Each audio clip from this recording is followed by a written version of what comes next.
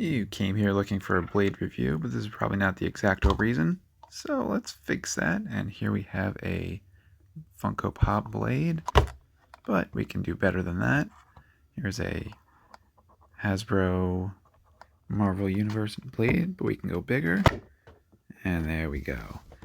The new Diamond Select blade figure in all its glory. And I think the best thing we can do is let's open up all these blade figures and have some.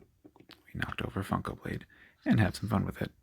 So we have Blade, one of our cooler designs of Marvel characters. Eric Brooks, he's a vampire hunter. He's not quite human, not quite vampire. He's kind of the original tweener, but all in all, amazing figure, amazing character. And this Funko Pop, I think, really captures his. It's got the Wesley Snipes look. You can tell by the classic hair.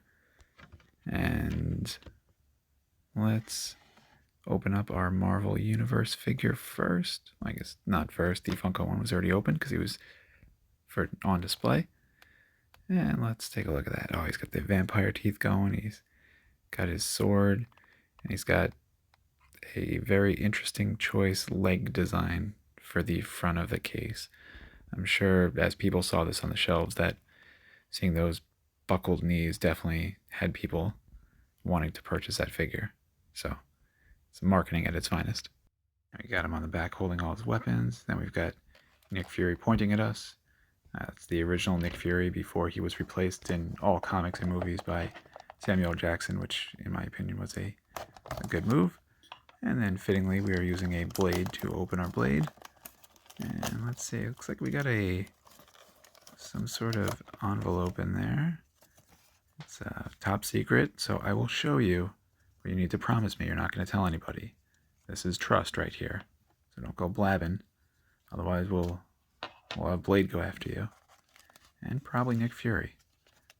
Ooh, got a nice little card in there.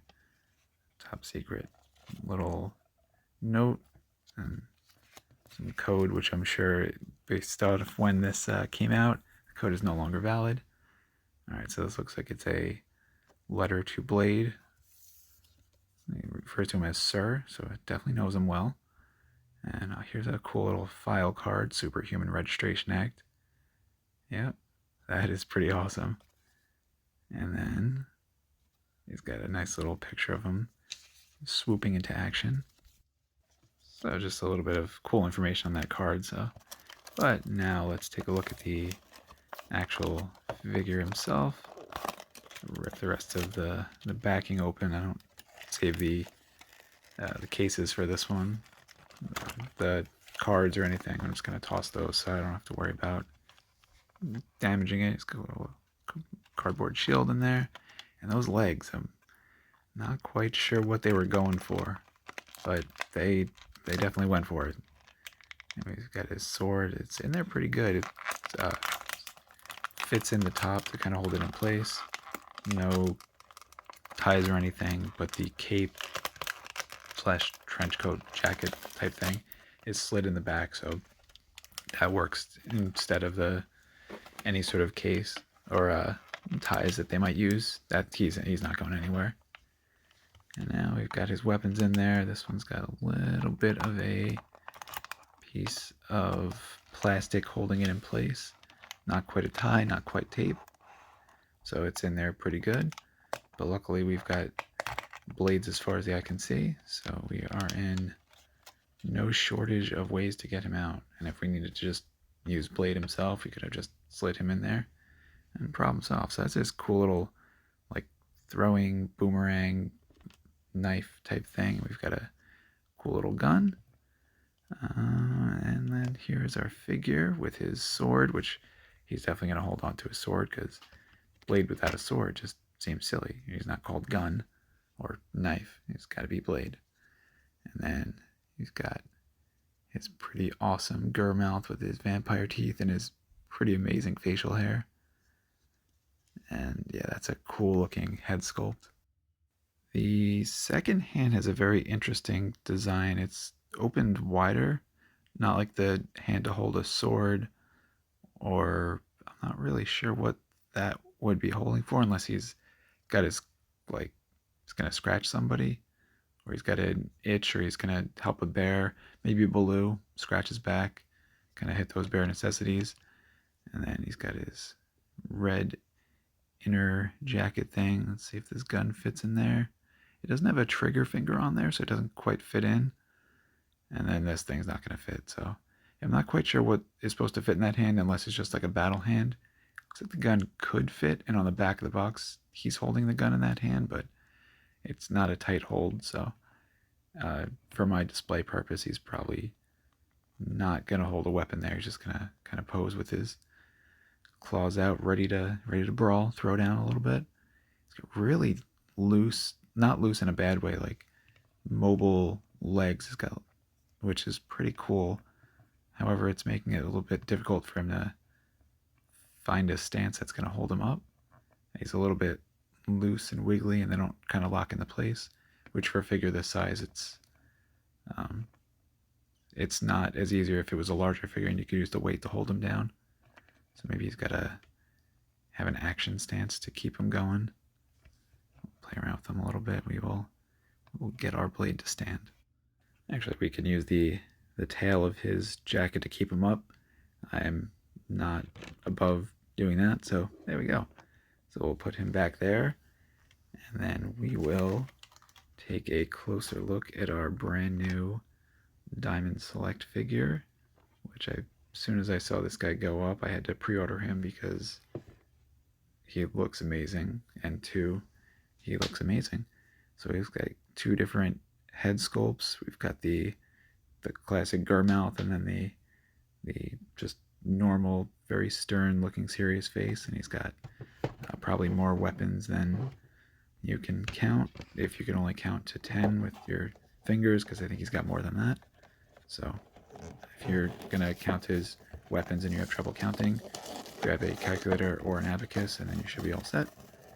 And then let's just slide this open so we can free our vampire hunter. There we go. That is a nice looking figure. He's hefty too, a little bit larger scale than the Marvel Legends figures. I think he's like about an inch taller, 7 inches versus 6-inch Marvel Legends figures. And as you can see from just from the package, this guy is super detailed, so I can't wait to take a closer look. Looks like there's a flyer advertisement in here. These all look like older figures that have already been released for a few years, so nothing really new from that, so we'll just put that aside. Yeah, Diamond Select does a really good job about just their design. They don't put out a ton of new figures. Every now and then they do like one-offs, versus if you want more character choices, Marvel Legends is the way to go. But I'm not opposed to collecting both, because you can't really have too many toys. All you can have is not enough shelf space. But there's always closets, and there's always boxes, and under bed. Pretty much wherever you look, if you're creative, you can find a spot to store them. So we've got bonus hands in here. I'm not sure what the difference is going to be with the normal hands. They just look like they're holding hands. Maybe they're slightly different color on them. Maybe a different finger grip. Once we free him up, we'll take a look, do a comparison, see which hands we want to go with, and see if we want to change them up. Then we'll do the same thing with the head, see which one is, in my opinion, the better one. And that's the one I'm going to display on there. I already kind of have a feeling which head I'm going to like better, but I will keep that to myself until we are ready to do the comparison, because I don't want to unjustly bias myself. So he is tied in there pretty snugly. We'd cut a few bands and binds on his ankles and feet, and then he's got a wire tie around his waist. Bed belt design won't keep your pants up, but it definitely will keep you in a plastic case, so in case you need to do that. Alright, so he is a much heftier figure than the Marvel Universe figure. We can't even look at him with our normal camera setup, so we needed to prop it up on something just so we can actually see him. And let's take a closer look at just his face. We're going to put a little bit of light on him. Yeah, I'm glad he is wearing sunglasses. We're putting him in the direct light. But luckily he's not a vampire, so that doesn't bother him too much. And just the tattoos on him and the armor and just the weapons absolutely everywhere. He's just got so many. Yeah, he's got some metallic cigars in there for after a hard day's battle. He can relax and just smoke a metallic cigar. And then it looks like he's got spots for all his weapons, which I always enjoy when the figure that comes with a ton of weapons, there's a spot for him, so you don't have to just put them all in storage. So I'm really happy about that. And it also gives us a fun time to kind of see where they go. All right, so looking at his hands, off the bat, I am not really seeing a difference in design. Colored the same, they have the knuckles on them. They're both about the same grip length, and I don't see the fingers any different for like a trigger hand, so I'm not really sure, so I'll just put those aside. So he's got this really cool knife blade thing where you can punch with, and he's got a nice little spot on his ankle where you could hold that one. Not bad, that was an easy one to find. And that was just the tip of the blade. He's got a ton more weapons that we are gonna see which is the best one and where they go and how we want to display them. We've got so many options, but they're all tied in there pretty nicely, so we're just gonna slowly, one by one, piece them out and then see how he uses them. Alright, so next up we have this cool little like baton kind of club type thing with points on the end. So it's kind of like, I'm not quite sure, it's like what a security guard or prison guard would use. I'm not sure the name of it, but I don't want to offend Blade by calling it something else and chancing him poking me with it.